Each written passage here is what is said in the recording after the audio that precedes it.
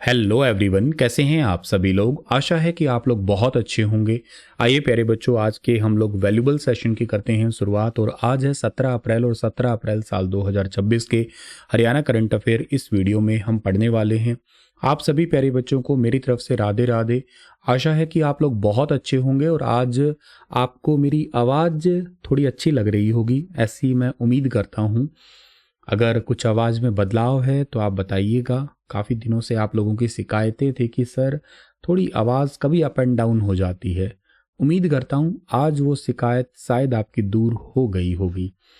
तो बताना, और चलते हैं सेशन के अंदर हम लोग। और हमारा आज का सेशन स्टार्ट करें उससे पहले अगर आप लोग तैयारी कर रहे हैं सीईटी मेंस की, तो आप लोगों के लिए द्रोणाचार्य नाम का बैच है स्टार आईक्यू एप्लीकेशन पे। इस बैच में आप एडमिशन ले सकते हैं। और के साथ साथ पिछले सेशन में मैंने आपसे एक सवाल पूछा था कि महाभारत युद्ध जिस स्थान पर लड़ा गया वो जगह कौन सी है। तो इस सवाल का ठीक आंसर था वैसे जीतसर। इसको आप लोग जीतसर या ज्योतिसर कह सकते हैं। अर्जुन को कर्म दर्शन का उचित ज्ञान दिया था।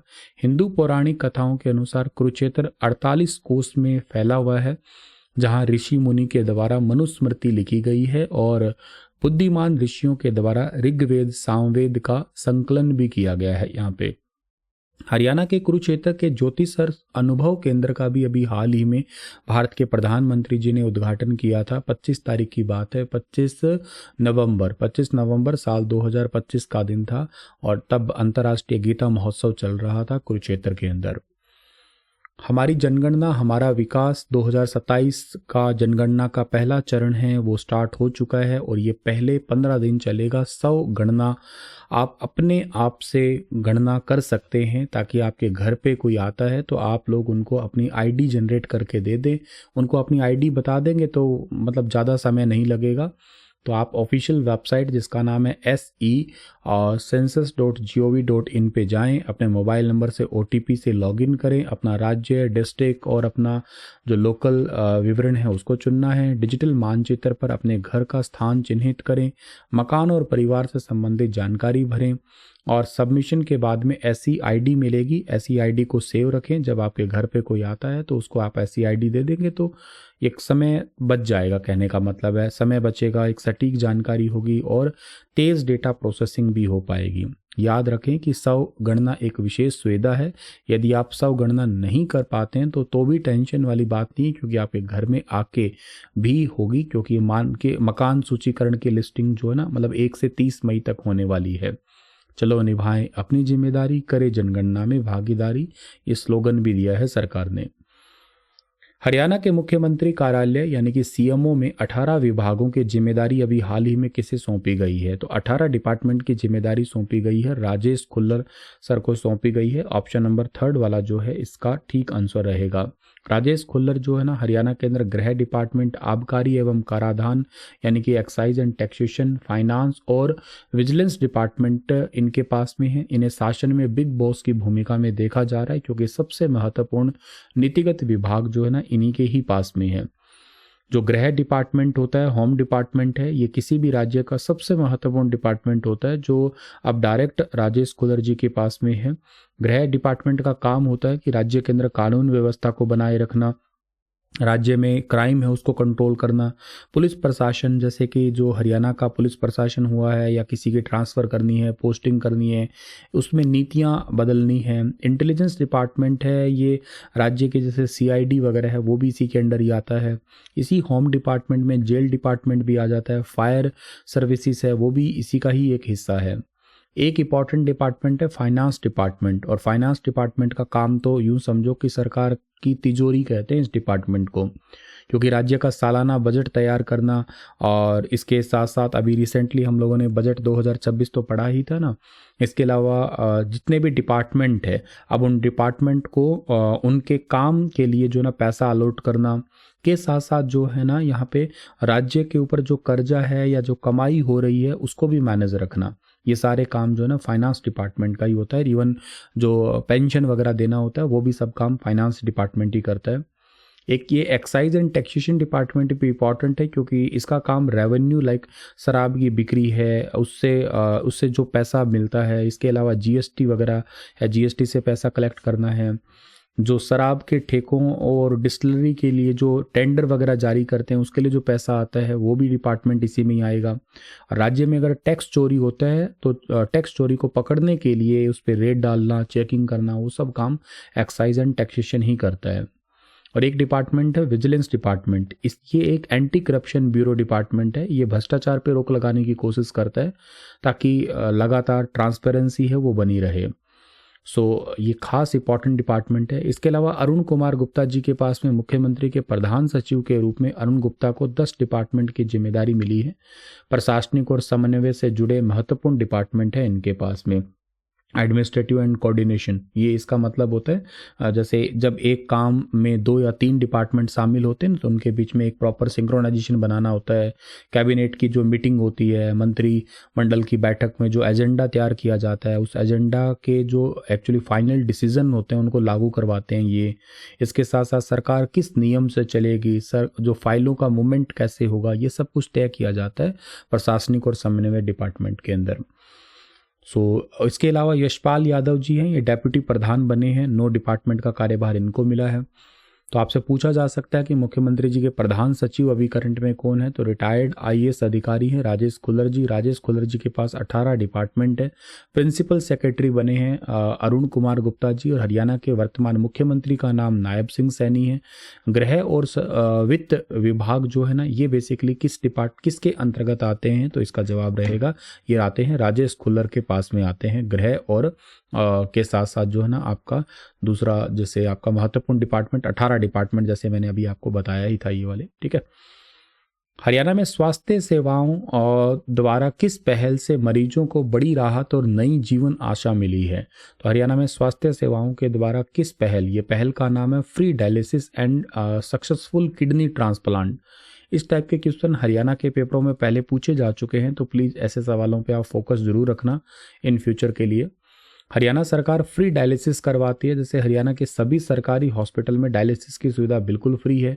डायलिसिस का टारगेट है कि साल 2025-26 में क्रॉनिक किडनी रोग जैसे हैं उनके मरीजों के लिए साल में 2025-26 में 1.89 लाख फ्री डायलिसिस का टारगेट निर्धारित किया गया है।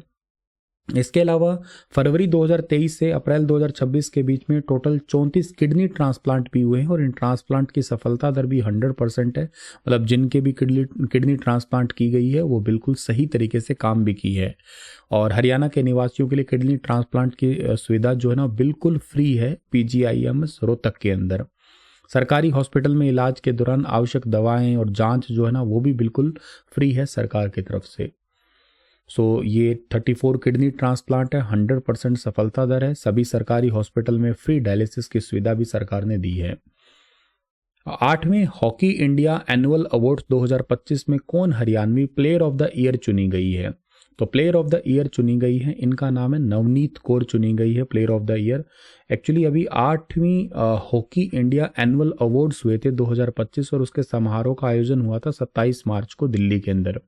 इसमें महिला वर्ग में कुरुक्षेत्र के शाहबाद की नवनीत कौर, मैंने आपको पहले पढ़ाया है, ये जस्ट रिवाइज करवा रहा हूँ। Navneet Kaur player of the year चुनी। इनको बलबीर सिंह सीनियर अवार्ड से नवाजा गया है। 20 लाख रुपए की इनामी राशि मिली है इसमें। 2025 में 6 गोल दागकर भारत को सिल्वर मेडल दिलाने का इन्होंने एक बहुत ही इंपॉर्टेंट भूमिका निभाई है। पुरुष वर्ग में पंजाब के हार्दिक सिंह जो है ना, इनको प्लेयर ऑफ द ईयर बनाया है। इसी 8वें हॉकी इंडिया एनुअल अवार्ड्स के अंदर जो है वो किस जिले के सुमित को अजीत पाल सिंह अवार्ड से सम्मानित किया गया? अजीत पाल सिंह अवार्ड से सम्मानित किया गया है। ये सुमित सिंह रहने वाले हरियाणा के सोनीपत डिस्ट्रिक्ट के हैं। इनको सर्वश्रेष्ठ मिडफील्डर सुमित को सम्मानित किया गया है अजीत पाल सिंह अवार्ड से। यह अवार्ड इनको मुख्य रूप से मिला है खेल को नियंत्रित करने के लिए, और 5 लाख रुपए इसमें इन्हें इनाम के रूप में मिले हैं। इसी 8वें हॉकी इंडिया एनुअल अवार्ड 2025 में प्रगट सिंह अवार्ड से किसे सम्मानित किया गया? तो प्रगट सिंह अवार्ड से सम्मानित किया गया है संजय को, यानी कि ऑप्शन नंबर बी ठीक रहेगा। संजय हरियाणा के हिसार जिले के रहने वाले हैं, और इनको प्रगट सिंह अवार्ड से सम्मानित किया गया है। सर्वश्रेष्ठ डिफेंडर के नाम से भी इनको जानते हैं, और 5 लाख रुपए का नगद इनाम मिला है इसमें। इसी 8वें हॉकी इंडिया एनुअल अवार्ड्स 2025 में अंशुता लाकड़ा अवार्ड से किसे सम्मानित किया गया है? तो अंशुता लाकड़ा अवार्ड से सम्मानित किया गया है। इसके अंदर किसको सर? इनका नाम है साक्षी राणा। 8वें हॉकी इंडिया एनुअल्स अवार्ड 2025 के अंदर ही साक्षी राणा को अंशुता लाकड़ा अवार्ड 2025 का सम्मानित किया गया अंडर 21 की कैटेगरी में, और इसके लिए इनको 10 लाख रुपए की प्रोत्साहन राशि मिली है। हरियाणा में टीबी मरीजों की रियल टाइम निगरानी के लिए कौन सी आधिकारिक पोर्टल लॉन्च किया गया है? तो मैंने आपको बताया था इसका टीबी मुक्त हरियाणा.org.in ये पोर्टल लॉन्च किया गया है, और माई भारत प्लेटफॉर्म भी लॉन्च किया गया है, और एआई के थ्रू, आर्टिफिशियल इंटेलिजेंस के थ्रू जो है ना, हैंडहेल्ड एक्सरे का उपयोग भी किया जाएगा जहां पे बहुत ज़्यादा टीबी के केसेस हैं। मार्च 2026 तक हरियाणा में कितनी बिजली उपभोक्ता है? तो इसका आंसर था 83,739 है। DHBVN और UHBVN 2 कंपनियां हरियाणा में कार्यरत हैं। हरियाणा अंतर्राष्ट्रीय फिल्म महोत्सव के 8वें संस्करण का आयोजन कहाँ किया गया? तो इसका ठीक आंसर रहेगा कुरुक्षेत्र यूनिवर्सिटी के अंदर। ये 25 से 28 मार्च तक किया गया था। ये क्वेश्चन मैं रिवाइज करवा रहा हूँ आपको, ये लास्ट वाले। और 4 दिवसीय 8वें अंतर्राष्ट्रीय फिल्म महोत्सव का आयोजन किया गया है।